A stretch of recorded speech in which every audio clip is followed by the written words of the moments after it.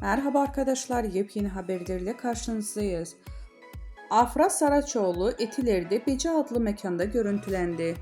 Saraçoğlu çıkışta "Bu yıl çok güzel geçti. Yeni yılda da sağlıklı ve huzur diliyorum" dedi. Mekanın önünde bekleyen Rus hayranlarıyla fotoğraf çektiren oyuncu, fanların yoğun ilgisi için "Gerçekten çok fazla iyi ki varlar" diye konuştu. Afra Saraçoğlu, "Hayatınızda biri var mı?" sorusuna "Şu anda kariyerime odaklıyım. Başka söyleyebileceğim bir şey yok. Olacağı varsa olur. Hayırlısı" yanıtı da verdi.